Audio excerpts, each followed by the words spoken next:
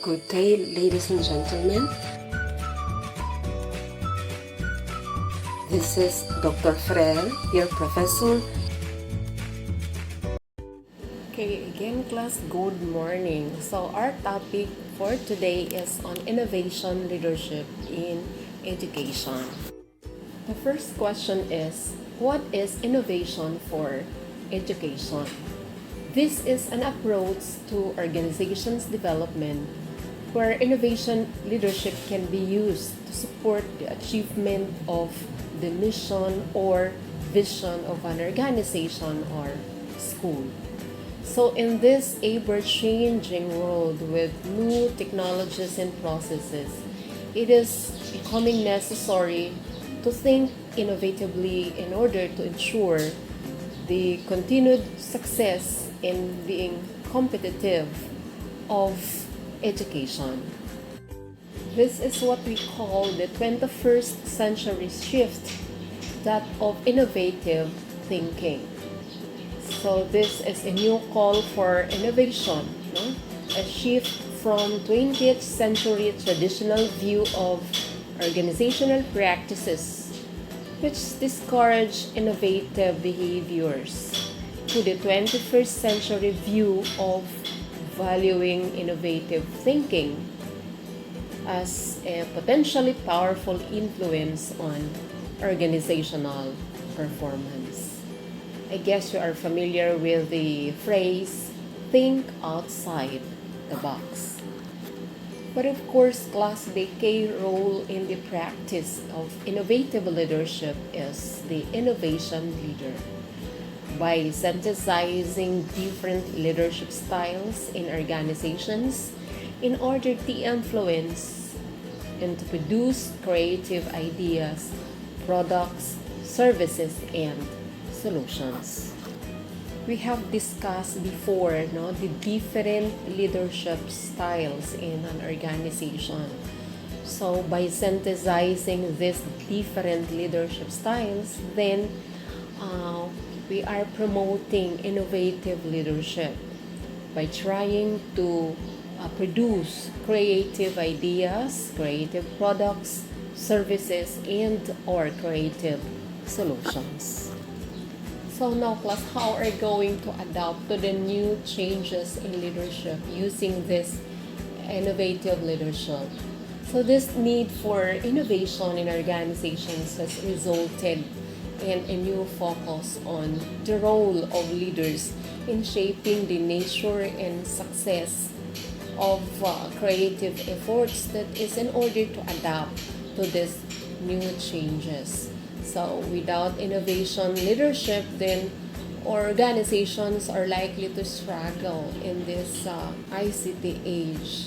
So this calls for our vision, our imagination, creativity, and innovation in the organization. Now class, what is innovation? This means different. No? First, it has to be different, then it has to be better.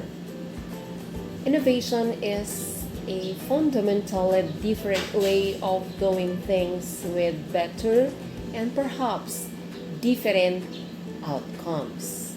So these are both no, the different and the better must be significant and substantial in the organization or in the education system. So in defining innovation, we have to ask these three questions. What is desirable to users? So in our case, our users are the teachers, the students, the parents, and the community. Then what is viable in the marketplace? So this most probably refers to our graduates. Are they viable in the marketplace or in the workplace where they are going to enter after graduation? And the third question is, what is possible with technology? Are we using technology or are we adapting these new technologies in delivering our service to our clientele. I would like to share with you also, class, this article from the Huffington Post in 2009 that says, if you define innovation as doing things radically differently rather than just doing them well, right now many of the best charters are triumphs of execution rather than innovation. And also from Albert Einstein by saying, the definition of insanity is doing the same thing over and over again and expecting different results. So class, we have to analyze our way of thinking. Are we doing things, the same thing over and over again, but we are expecting different results in the end? And for our Albert Einstein, that is actually his definition of insanity. So therefore, class, to innovate is to question the box in which we operate and to innovate outside of it as well as within. In short, we have to go out of the box. We have to recheck our vision, our imagination, our creativity in innovative ideas or way of thinking. Class, do not be satisfied with what are being fed to you, no, and do not just analyze things and keep it by yourself, but we have to go out of that box. We have to bring our innovative ideas outside the box so that the rest of humanity can benefit from this good ideas that we have. So again, class, we have to think of our previous definition of education. This is, we call it the process of facilitating learning, transferring knowledge, skills, values, beliefs, and habits to others through storytelling, through discussion, through teaching, or through training or research. However, class, the reason for education is simple and straightforward. That is to prepare students, that is predominantly the young adults, or the young ones, for success in the future. It's because we are being guided by the saying that education is our passport to the future. For tomorrow belongs to the people who prepare for it today. That is from Malcolm X. Now, class, when it comes to education, what does the word innovation mean to you? I know you have different ideas on this question. However, I might give you some ideas in addition to that. Innovation in education should be defined as making it easier for teachers and students to do things they want to do. These are the innovations that succeed, that are of scale and sustain. So class, now I would like to ask you again, is the school or the university making things for you or for your teachers easier? Are we making it easier for you to do things that they want to do or that you want to do, class? So in doing that, class, educators, we teachers need to think of innovation as those actions that significantly challenge the assumptions about school and the way these schools operate. With another saying from Albert Einstein, that we cannot solve a problem by using the same kind of thinking we used to when we created those problems. Again, class, I would like to remind you of our definition of leadership in our previous discussions. It is a process of intentional influence with the ability to motivate others to gain support to achieve a common goal. So we have discussed already that good leaders, whether good leaders are made or born, and of course, good leaders are made. And effective leaders, to that matter, are those with the desire and the willpower through a never-ending process of self-study, of education, of training, and experience. So again, what is this innovation leadership? No? It is in its formal preparation the most recent focus on education reform to improve schools to serve all students well. It is an inter-institutional collaborations in program delivery and evaluation drives that this new direction in forms of innovation. So, class, by driving innovation in collaboration, this helps organization become successful in identifying new ideas and implementing and integrating them into operations. So if you can see in this slide, you have there the innovation cycle.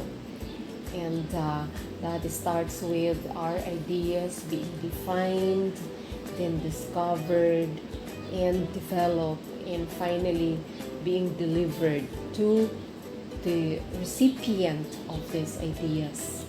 So we must ingrain this cycle in the DNA of the school or of the organization.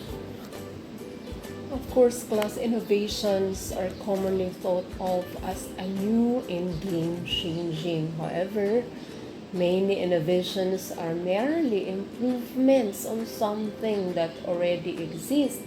And this is what we are doing in the school now.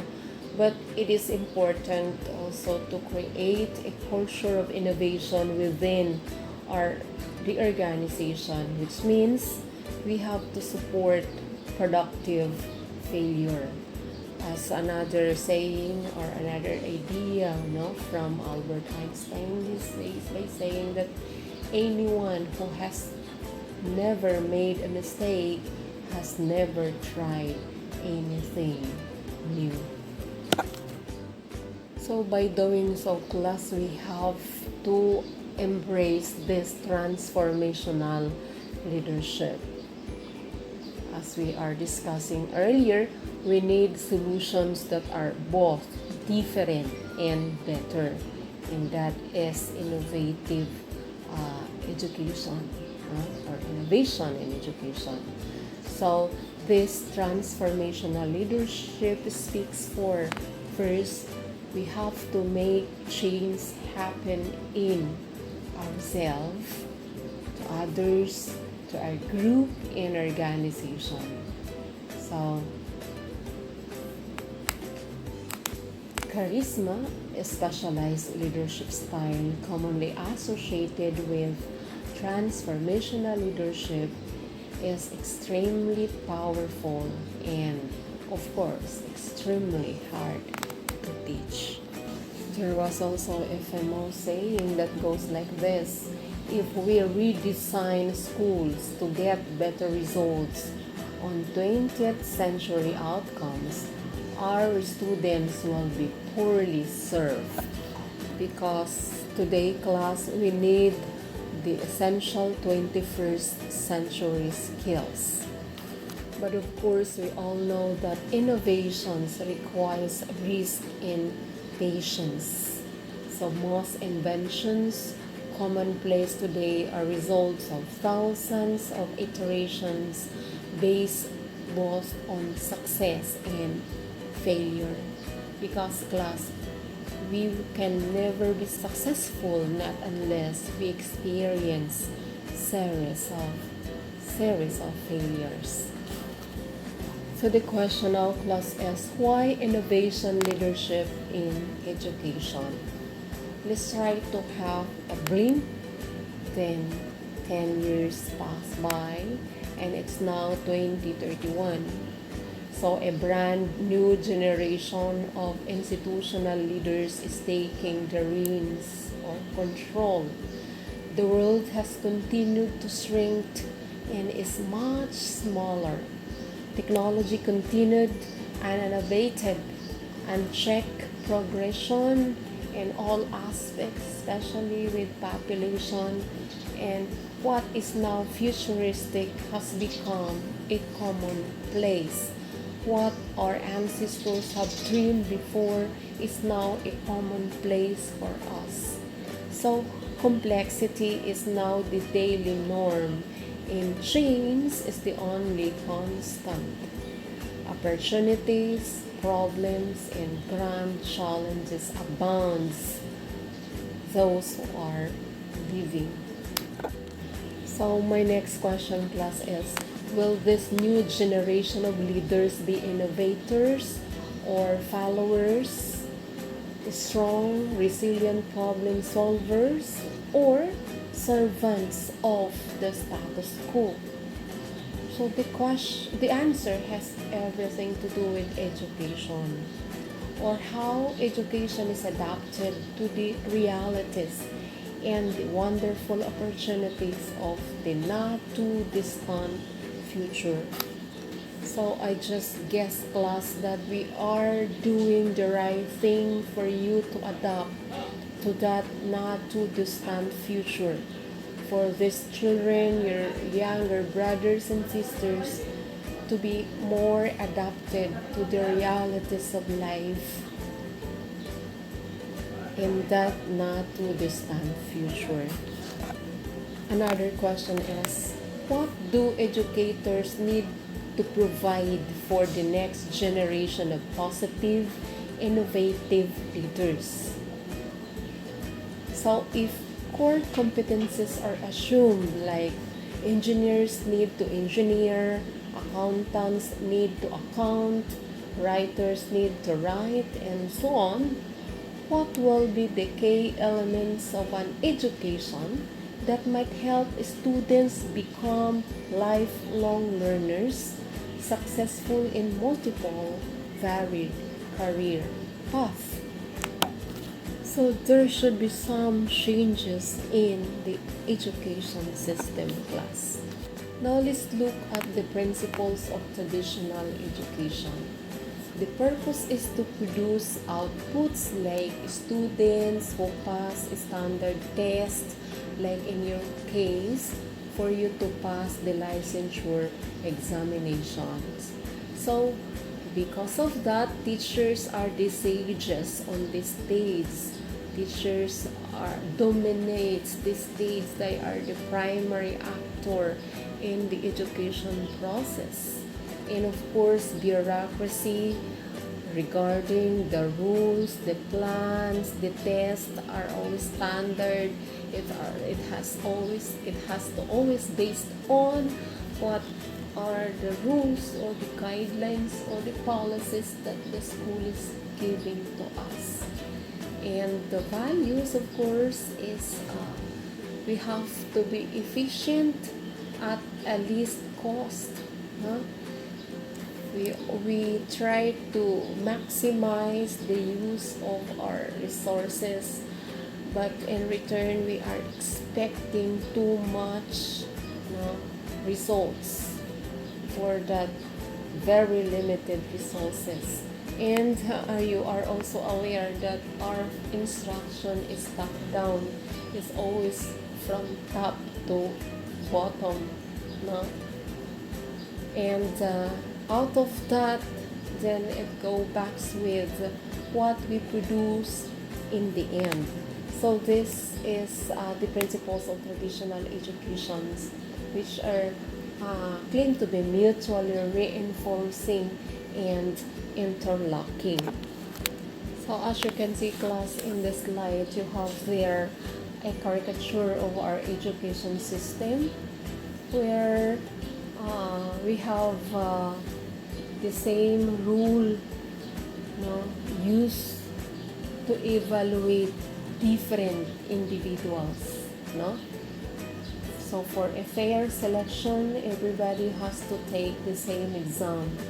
Please climb that tree. So that is the exam. And standard examination used to different individuals. Now class, let's look at the principles of reinvented education. So the outcome is, or the output for students is their passion for lifelong learning. And of course, teachers serves as guides on this side only. Administrators serves as enablers of teachers. So teachers are no longer the sages on stage, but they only serve as guides on the side of the ballroom, and they coordinate progress and learning through dynamic linking. And the values that are being nurtured among the students is that for them to be inspired for lifelong learning, and instead of top-down communication, this is what we call the peer-to-peer conversation among students or teachers, and as a result, that will give us inspired outcomes for the students. So the same class, these principles are also mutually reinforcing and interlocking. So by that class, it is better for students to be involved in innovative practices than participate in highly effective traditional programs? Or should we play it safe and have them attend schools that look like the schools we attended 30 years ago, and our parents 60 years ago, and our grandparents 90 years ago? So what is your take, class? What do you prefer? So currently, most schools are not much different than the one our grandparents attended in the 20s, 30s, 40s, or 50s. So again, class, what is innovation leadership? It is a technique that combines different leadership styles to influence, to produce creative ideas, innovative products, and services. This is a new approach in leading innovation by transforming ourselves, our students in the school, to cultivate the habits and mindsets of innovators, to open the floodgates of creativity and generate ideas that we can take, or you can take, with confidence among yourselves. And as an approach to organization development, innovation leadership can be used to support the achievement of the mission and vision of an organization or school. In this ever-changing world where new technologies and processes, it is becoming necessary to think innovatively in order to ensure our continued success and being competitive. Okay, so that would be all, class, for this morning. And for your activity, as future teachers, what innovation in education that you wish to introduce in your classroom? Please present your output in a collage and submit that in the Google Classroom. Again, class, thank you for watching. See you in our next video.